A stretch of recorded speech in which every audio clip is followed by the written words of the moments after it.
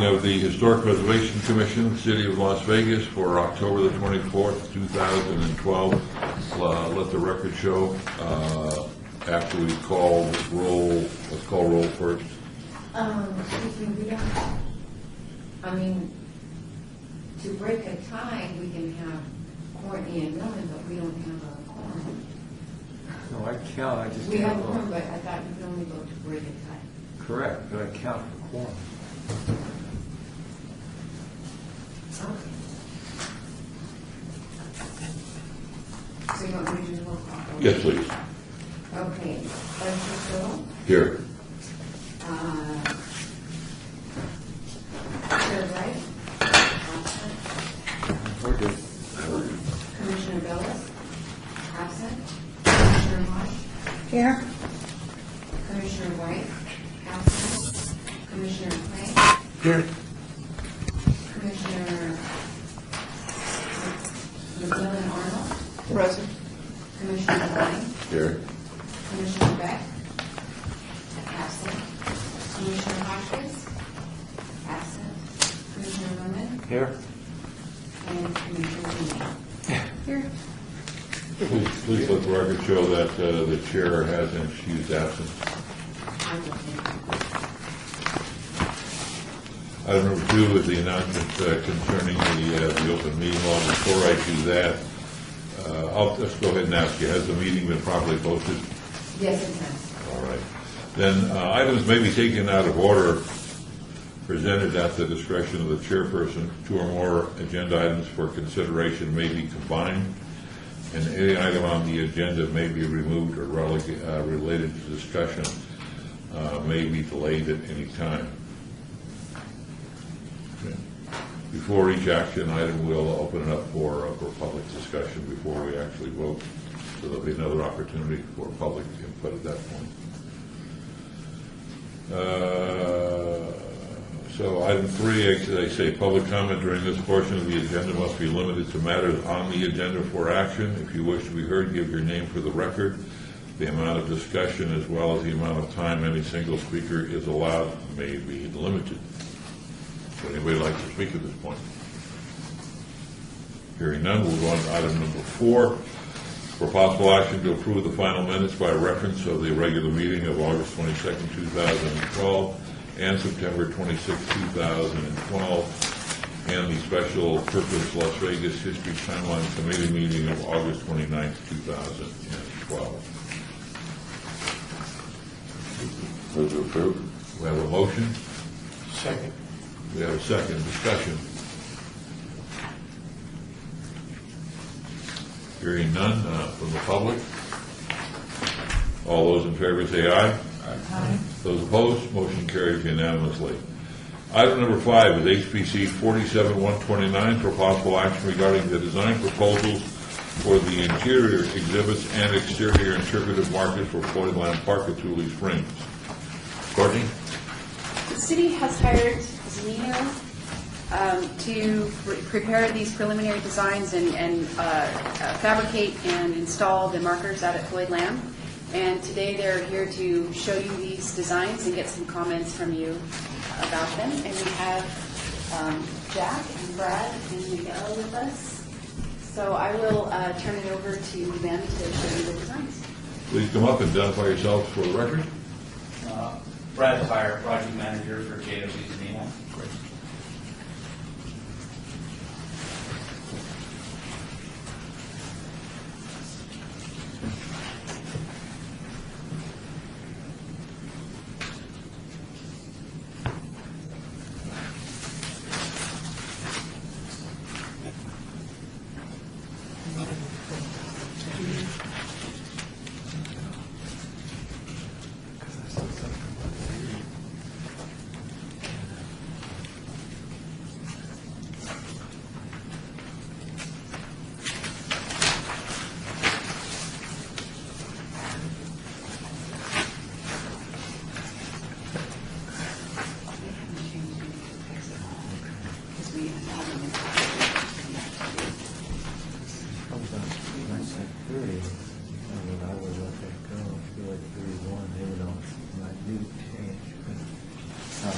Says about.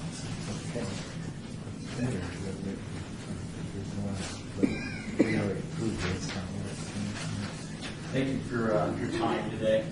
It's our pleasure that the City of Las Vegas and the Historic Preservation Commission has allowed us to work on this project.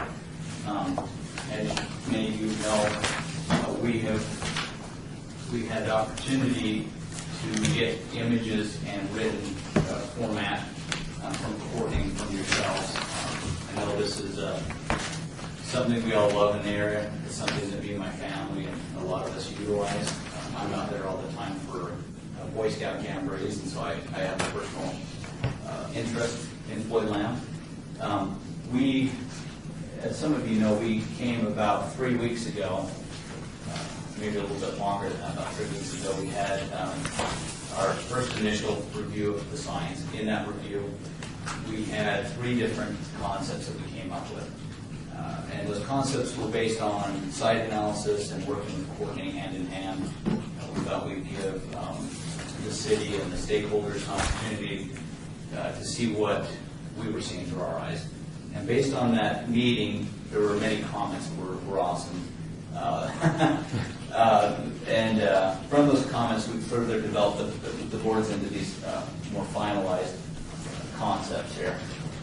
As you notice, we went with the dark with the light coloring, or lighter with the dark coloring. The reason we've done this on the boards is we want these to pop, and when they're outside or inside, we want to limit glare from the sunlight.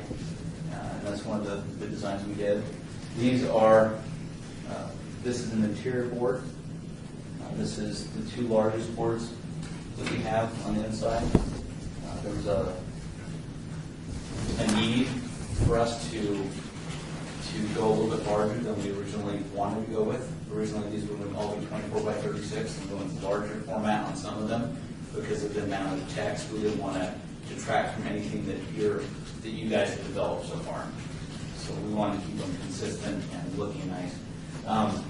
In our last meeting, we went ahead, and one of the comments was, can we put some of the information on the actual image so that when you're looking at the image, you can read more about it. We divided a little bit further down. We have the title of each board, and then we divided a little further down, calling it like Tule Springs at the Working Farm Ranch.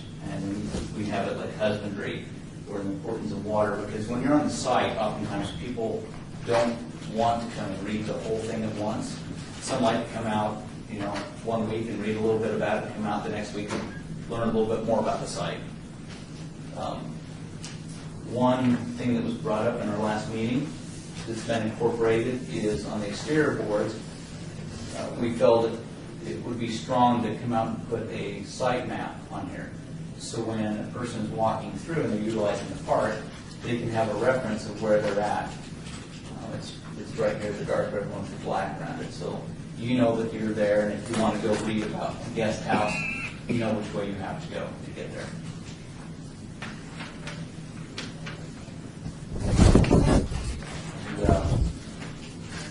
I think one of the biggest things that we've noticed is some of the site constraints that we have out on site, and we've been working really hard with Courtney on some of the issues that we have out there.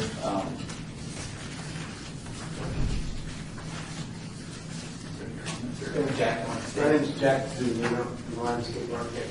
One thing we want to differentiate for you is that you can see the 2 end boards don't have the framing, the picture framing around this kind of look.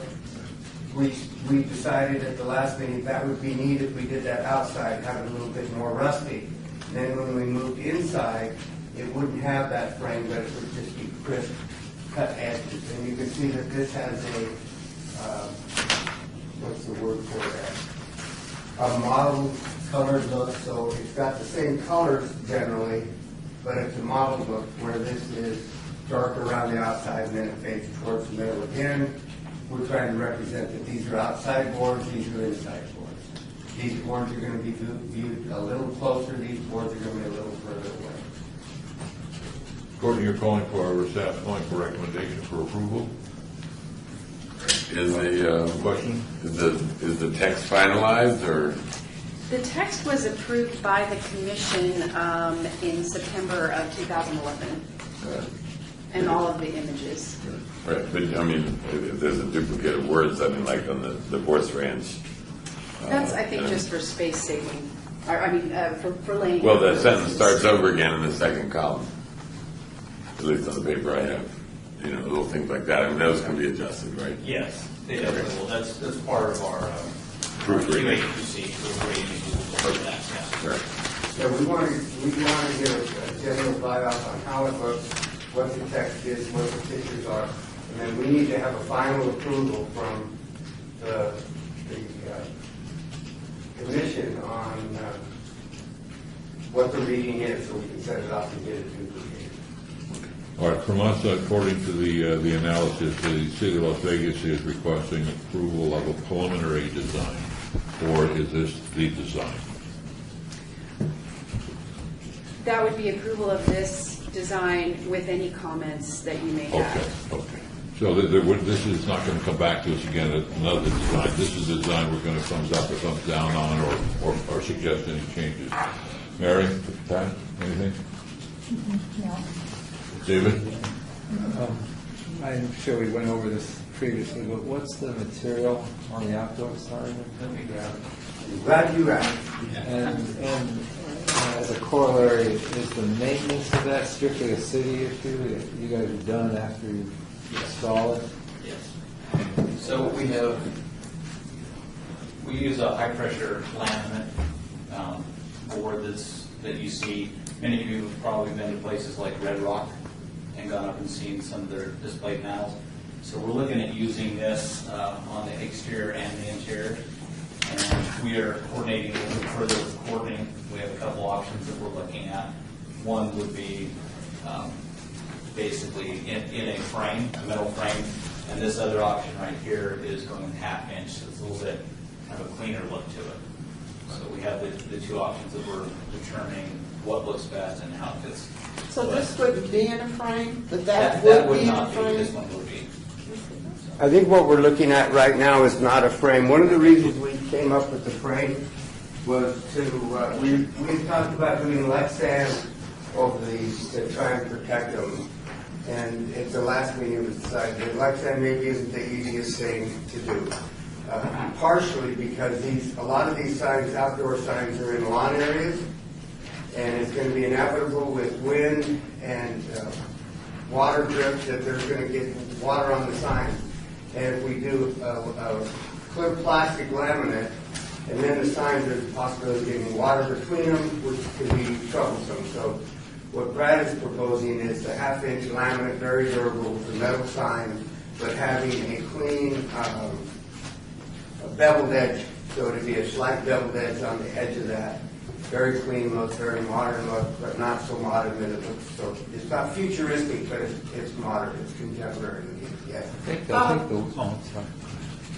What, on that's, what if some destruction or graffiti, or, I mean, God forbid graffiti or anything, but I'm just saying, what happens to that sign then? Is that a whole new thing that has to be done? Or is that paint resistant so that you can just wash it off and keep going? It's paint resistant. If it's spray painted, it can be removed. If someone, and I don't know if you can see it,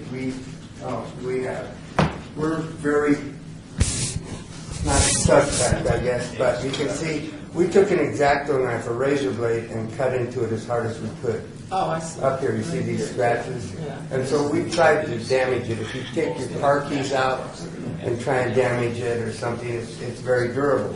If somebody spray paints it, you can either wash it off or clean it off, but it doesn't absorb the paint.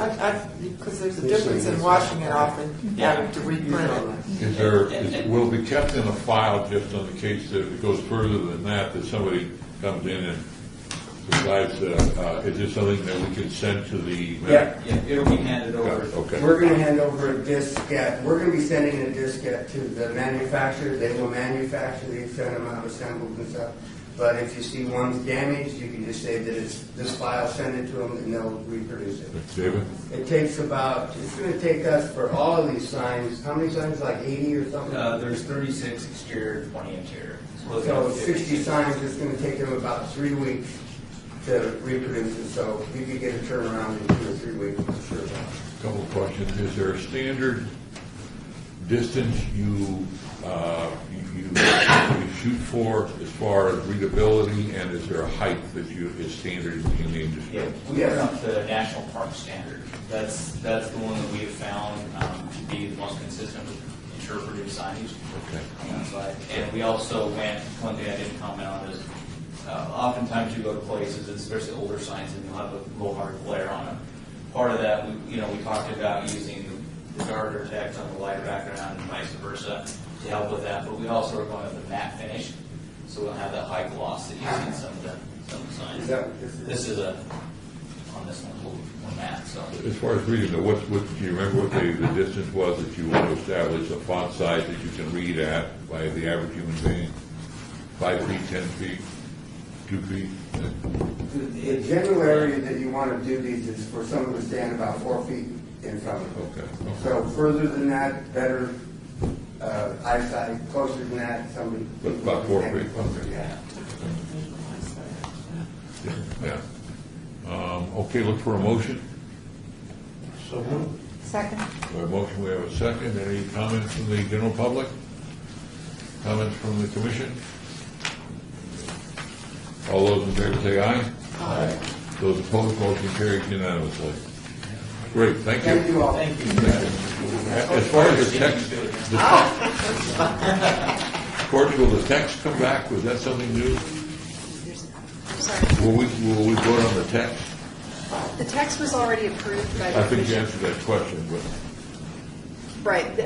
The text was already approved by the commission in September 11th, September 2011, so the text will not come back to the commission. so the next time we'll see these is when they're up. Correct. Okay. In a couple months. But you will proofread them. Yes, we will. Yeah. We'll do that with Courtney. Yes, we'll go through a Okay. few. Great. If any commissioners want to volunteer to proofread, then you're more than welcome. Thank you. Really appreciate your help on that and the whole process of going through and finally coming to this meeting. Thank you all. Next item is number 6, HPC 47140, for possible action regarding the proposed survey areas for 2013, the Historic Preservation Fund for McNeil Neighborhood, Scotch 80,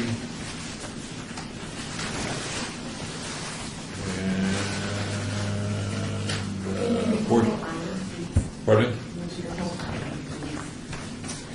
Sure. Item number 6, HPC 47140 for possible action regarding the proposed survey areas for the 2013 Historic Preservation Fund grant to include McNeil neighborhoods, generally bounded by West Charleston Boulevard, Cashman Drive, West Oakey Boulevard, and South Rancho Drive on the north, west, south, and east respectively. Scotch 80's neighborhood is generally bounded by Waldman Avenue, South Rancho Drive, West Oakey Boulevard, and South Martin Luther King Boulevard on the north, west, south, and east respectively.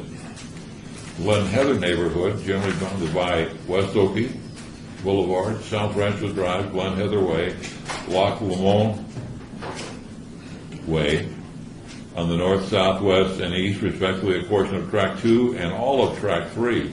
We really mean all of Track 3, by the way, the Hundreds neighborhood, generally bounded on East Charleston, South Maryland Parkway, Franklin Avenue, and South 15th on the north, west, south, and east respectively, multiple APN and multiple zones, Ward 1 Tarkanian and Ward 3 Coffin.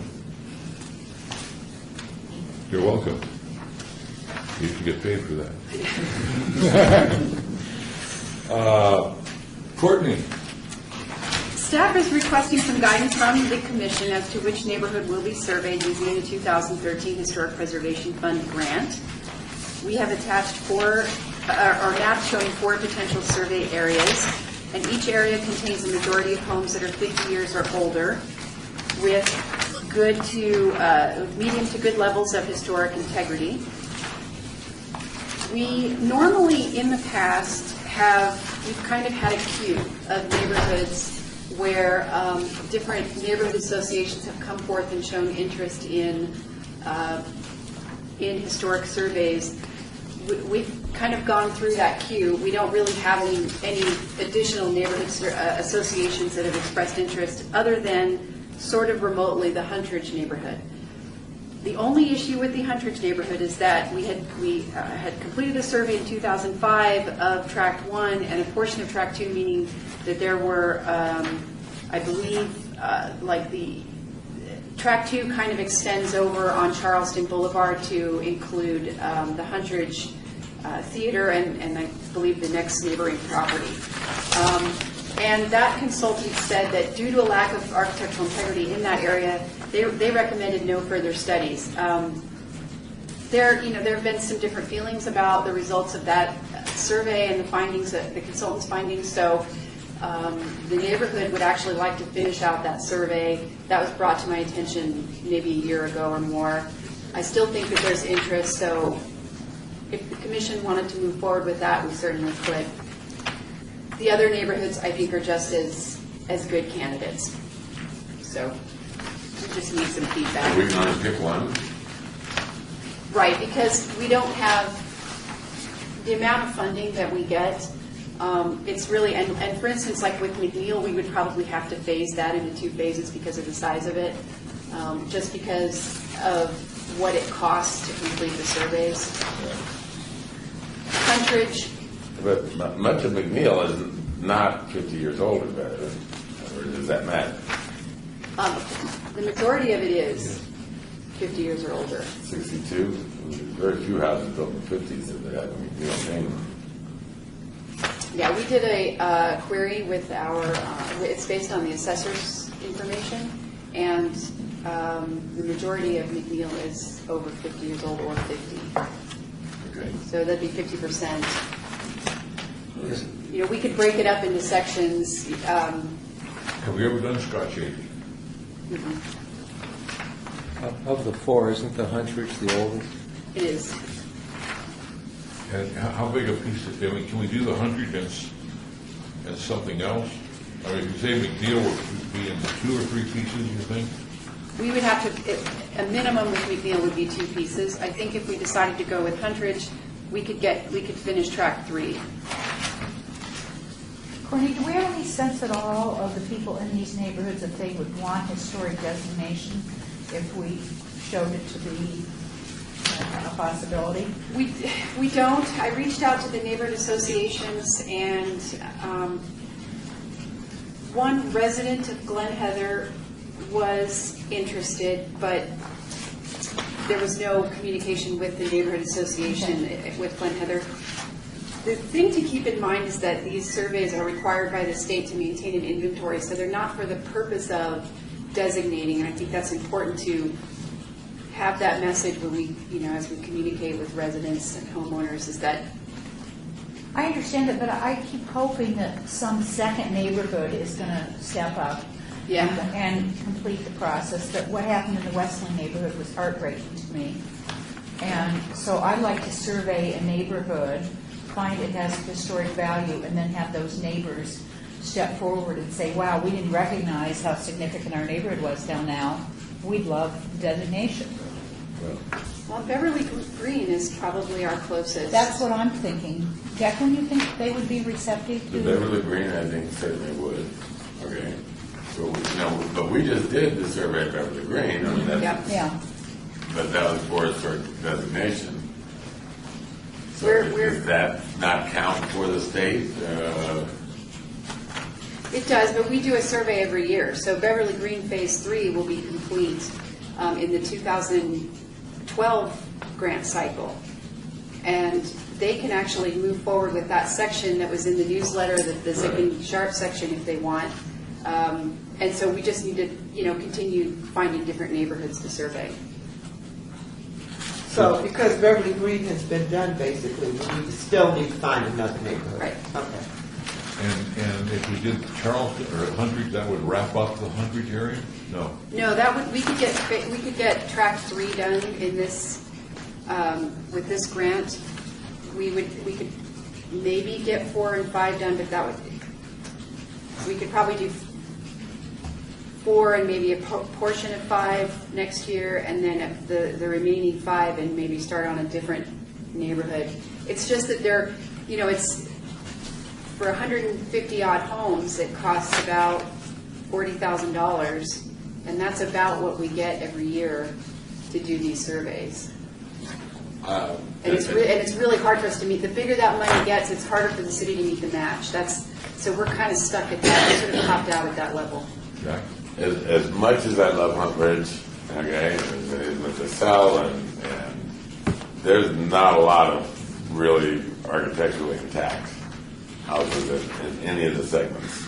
Okay, I mean they've all had converted carports. The vast majority room additions, bizarre things done to the front. Okay, I mean they're cute, it's charming, but I don't think we're going to succeed at ever getting them a historic designation by National Trust rules. So I don't know that the money's well spent there. Although we have to do something somewhere, right? What about the Glen Heather area? Glen Heather, like I said, it's, I sent some information to one of the property owners that lived in the neighborhood, and she said that she would try to work with the neighborhood association, and they were considering having somebody show up at the meeting today. That didn't happen. That doesn't necessarily mean they're opposed. It just means we haven't been able to connect. Those houses in Glen Heather pretty well are intact, aren't they? I drive So, through it yeah. sometimes. That's fine. Many of the 50s homes are, and then there was a gap for about 7 years where nothing got built there. So there was a 53 to 57 first streets of Glen Heather were done closer to Okie, and then south of that didn't get built into the 60s. Right? And those were much more ranch style, traditional, what I call 70s ranch. As they were late 60s. I did speak to somebody from McNeil that said that would be a tough sell. If we did find it to be eligible, just politically, it would be tough in that neighborhood. Although it's an extremely well-organized neighborhood now.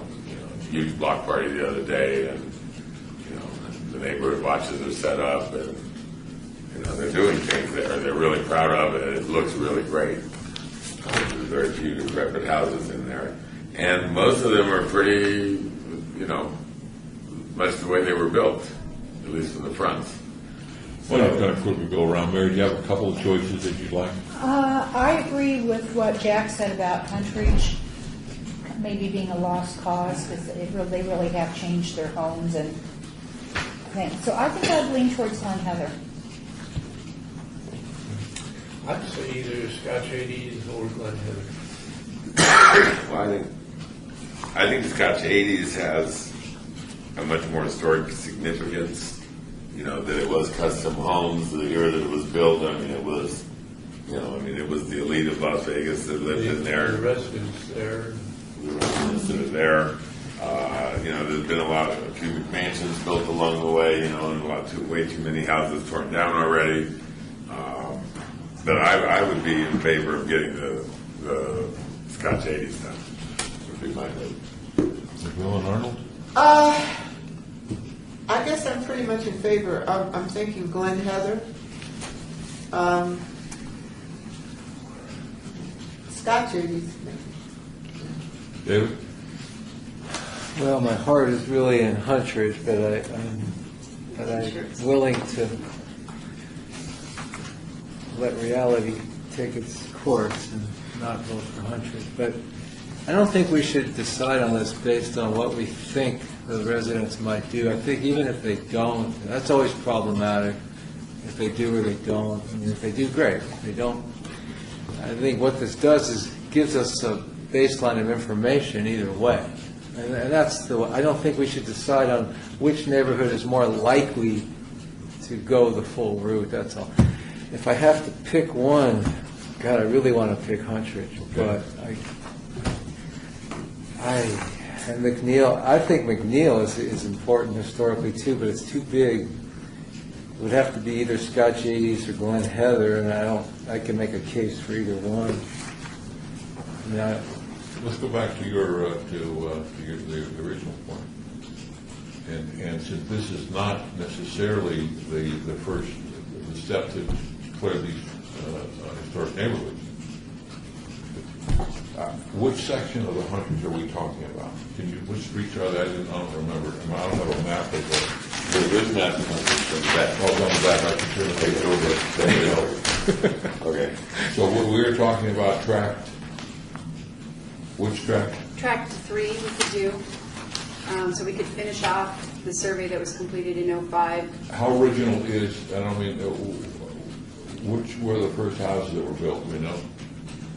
Probably 1 and 2, And then, and okay. I'm assuming it was built in the order of the tract It was. numbers. See, to me, what makes Hundreds unique in those areas is not just the houses, it's the streets, the narrowness of the streets, and there's only Lack the of size sidewalks. of the lots, and yes, but there's nobody built second-story houses, they're all still, I don't think there are any two-story. There's a dozen or so They are. that have added a second story, whether without permits, I'm not sure. Yeah, I'm not sure that I would toss, I mean, again, the idea that this, we're trying to get a survey of our community, I don't think that Neil's gonna change dramatically in the next bunch of years.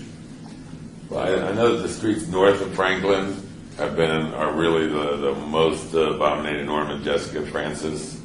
There's still some really cute ones in there, but there's some really, really badly adulterated ones in there too. So, but if we're looking, for like 50% of the better, but we're really just looking for information right now. Right. Okay, that's what we're really looking for is information.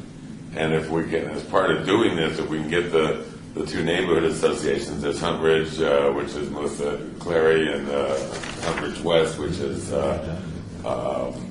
Lance Kirk.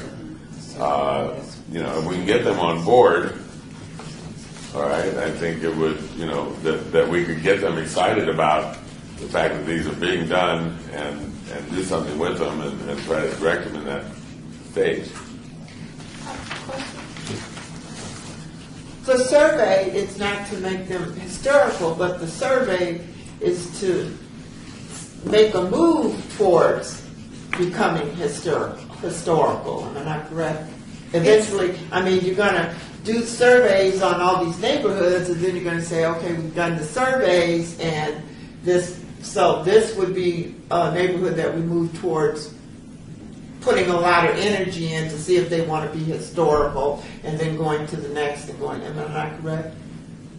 What we typically do is if the neighborhood is found eligible, we bring it back to the neighborhood, and then it's kind of in their court. We say to them, you're eligible, do you want to proceed? And it's really up to the neighborhood at that point to kind of do all the work, the public outreach and all that. So I guess what I'm saying is you put energy into doing that move after you've done a survey.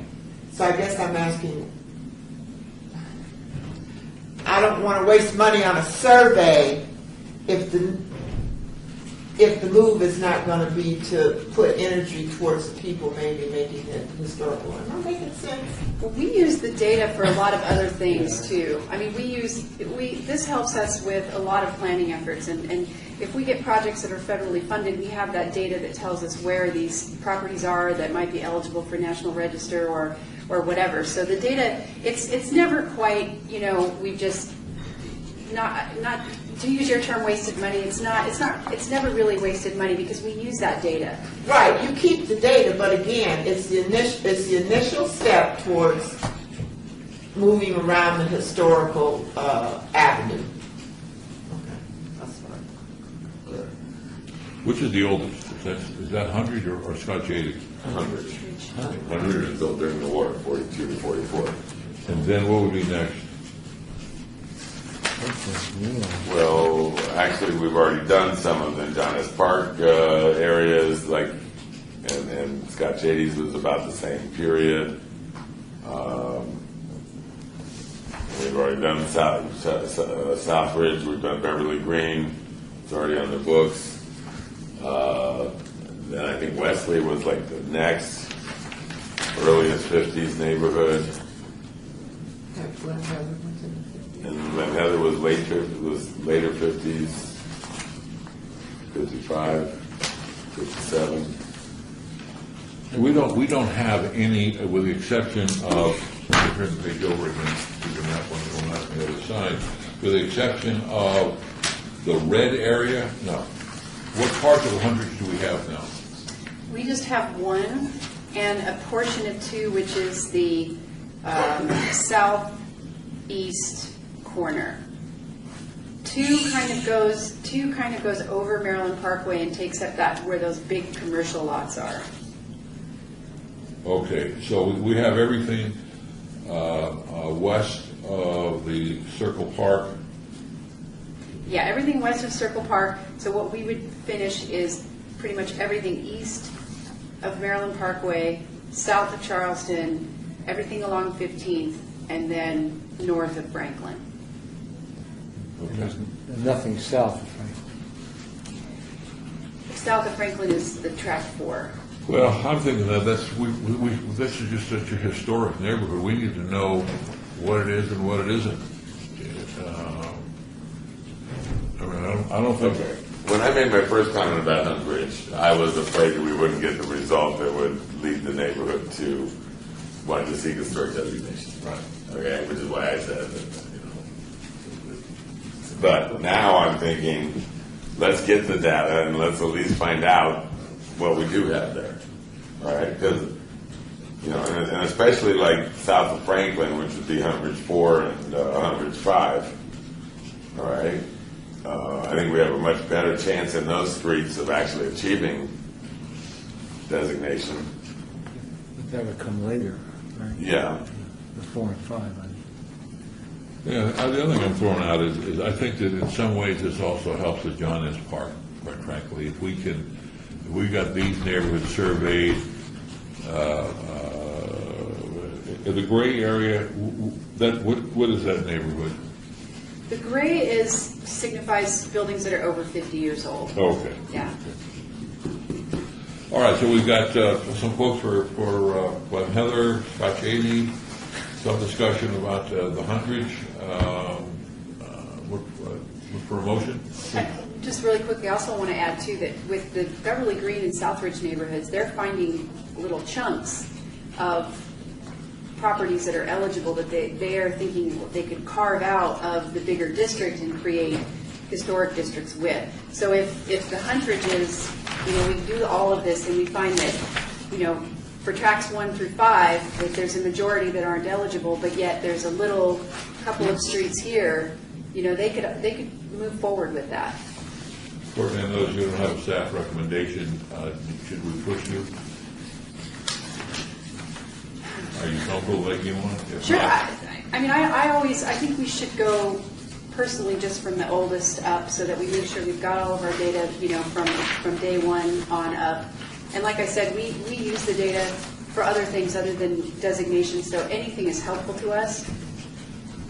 But, obviously there are the other issues as well. How easy would it be to move forward? Any further discussion? Anybody want to put something on the table? Otherwise, I'll ask somebody to come up with a motion. I'm going to move that we go towards the Hunt Ridge. Now, whether, I don't know that I want to decide whether 2 or 3 or 4 or 5. But if we did 1 and 2, let's go with 2. Let's go with, if we did 1 and 2 and then we went with the rest of 2 and 3, let's find out what's in there. And let's get it. That's my motion. Do we have a second? All right. The northeast quadrant of Hunt Ridge. That's my motion. Hearing no second. What if I could? Okay. You can second. Oh, I can second, that's correct. Can I second? Yeah. As chair? Has your practice been the second motion? Because you don't really have to second the motion, you put it up to vote. Oh, really? Yeah. But unless it specifically states in your bylaws that you have to have a second. No. We've just always done it. You always done well then. I'll second it. Okay, we have a motion and we have a second. Further discussion? All those in favor say aye. Aye. Aye. Oh, well. Sure. Can I show of hands, please? Aye. I think it's unanimous. Oh, so it's unanimous. Well, unanimous with a sure. A shrug. A couple shrugs over there. Yeah. And that was 2 and 3. I'm not sure. That was the northeast quadrant. Yeah, the northeast quadrant of north of Franklin, west of, east of Maryland Parkway. Tracks 2 and 3. Bob, not that we're going to do it today, so we already have a procedure, but at some of the other state meetings I'm at and so forth, they are also done away with the second as well. My only concern is if there's something in the bylaw that says that you have to have a second, usually there isn't, but if there were to be something, it would be required. But in the ordinance and advisory, it's not required to have a second, with the small ones. Courtney, would you take a look and see if it is? If it's required? Yeah. In the bylaws. Oh, I don't mean now, but I mean, and then we can maybe put it on the agenda to decide whether or not we'd like to change. Or Look, not. we had a second today, so. Yeah. But we'd have to have a second to get rid of it then. That's correct. Or you could just have some dictatorial chair that just arbitrarily That could be you. changed. Is that an endorsement or? It was. All right, thank you all for that. Again, it's, all of them are worthy of getting the research and getting the information. And I think we'll have more money in next year. So, all right, moving on to item number 7, which is HPC 45937, for possible action regarding the revisions of the City of Las Vegas historic timeline. And you have the timeline. Let's see, who's here from that committee? David? Yes. You're here from that committee. Do you want to walk us through, or Courtney, what's the best way to move forward on this one? I'll just do a quick report. Okay. That we've had the Las Vegas History Timeline Committee Special Purpose, I'll start over. The meetings of the Special Purpose Las Vegas History Timeline Committee were held on July 16th, August 29th, and October 18th to discuss the revisions. The final recommendations were made at the October 18th meeting. Those will be presented to the full Historic Preservation Commission at the December meeting. Right. So what I believe we would like to do is request that this item be held in advance, right, so that we can hear the final recommendations at the December meeting. Right. We had some very productive meetings. If you look in your packet, we resolved on a vote, and we did receive input from the Latin Chamber of Commerce that, well, I think that they would prefer that we say that Mr. Rivera was actually the first person of European ancestry to look upon the valley, that they are satisfied with item 2, which we approved. And then there's just some other strong corrections and some changes, and so we'll have and Clay T will be with us at the next meeting. She's the chair, and we'll present a full report. But it's been an interesting process, and I think that one of the things we'll have to resolve is what would be the process to submit a request. For example, we want to add the opening of the Neon Museum maybe to the list. What are the things that should be on the list as we move forward? Is that an agenda item for next time on how to do that, that mechanism? We've already discussed that, but it was determined that if a request comes up, it can just be, we can either have it as an item on the agenda. Okay. Just email me and I'll put it on the agenda, and we discuss it at that time. We'll explain that at the next, I think we'll have a full report then from Placey at the next meeting, whether, so I wouldn't have any questions that we may want to have either Placey or Courtney answer regarding the timeline. Anybody from the commission? I have a question. Yes. I noticed there are comments in here, email comments, and I was wondering what was the action that was taken on these email comments? By Mr. Millman, by Clay T. Some were included, Some were and ignored. some were not. They have to look at the final work product to answer the. Oh, okay. This does not Just- reflect the changes that were made Okay. at the Just meeting, because it wasn't soon enough. We didn't have enough time to get them in. Okay. So this isn't the, there's Yeah, Right. you'll have an updated version. Yep. I'm going to send out an updated version to everyone in advance so that you all have time to look over and have your comments ready for the meeting. Okay, I just saw some, and there were some things on some of the comments that I felt should have been put on the top. That's all. So, we probably, according to the rules, do we need to vote on holding it in advance? Yes, I need a motion. So moved. Further discussion?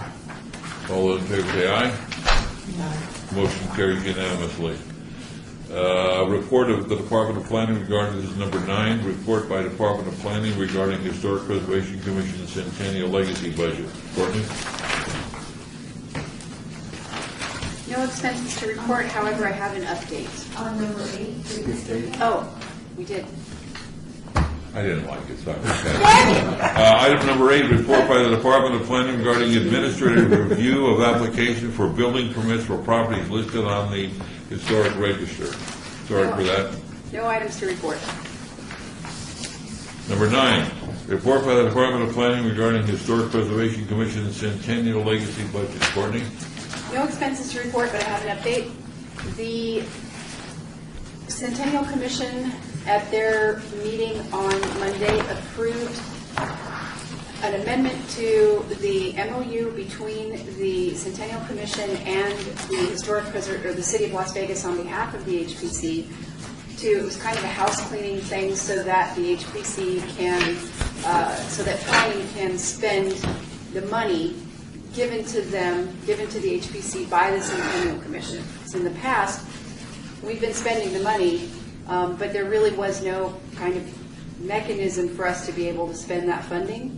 It was pointed out to us by the city attorney's office. So we just wanted to clean up that MOU language so that we can spend the money rather than having to come back to the Centennial Commission for every single item. Because, as you see on the Centennial budget, there's a lot of these little kind of things, 115 here, $7.70 there. We don't want to have to come back to the commission every time for that. So we asked them to amend the MOU. What happens next is it goes, the budget, HPC budget that's been approved will go to City Council for approval, along with the amended MOU, and then we can go back to what we've been doing, which is planning spends the money on according to the budget. Great. Okay, hearing none, we'll move on to item number 10, which is a report by the Planning Department regarding public outreach items. Again, a nice collection of stories that have appeared.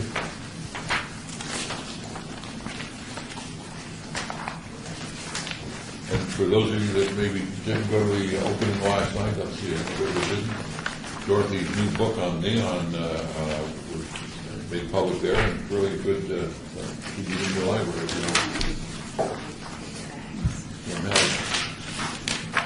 All right, any comments on this, number 10? If not, 11, report by the Department of Planning regarding a project update list. Sorry. Just please do that one. Okay. We have the grant update. The 2013 deadline is December 1st. I'll make sure the commission gets a copy of that. And I believe that's it.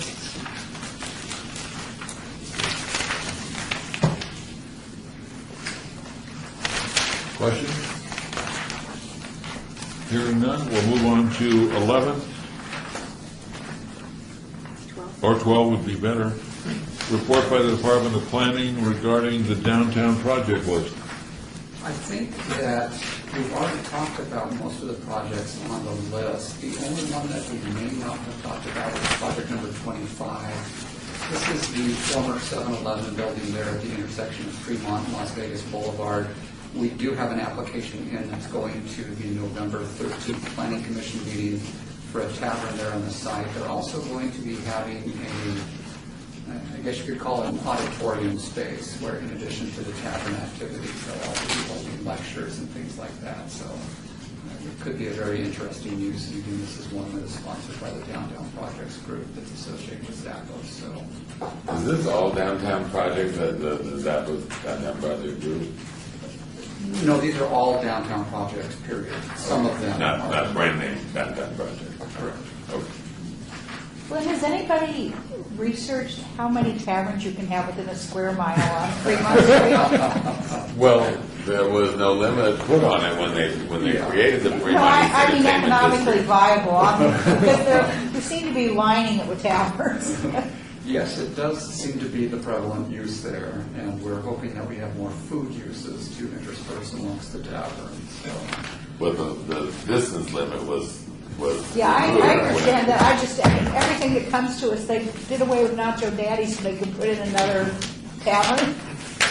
that seems to be our question as well, is how many liquor uses? It seems like everything is pretty much associated with a liquor use. And it would be nice to see some diversity. There's like 2 places to eat and all the rest are bars. Yeah, so certainly something priorities. we'd like to see. Market demand.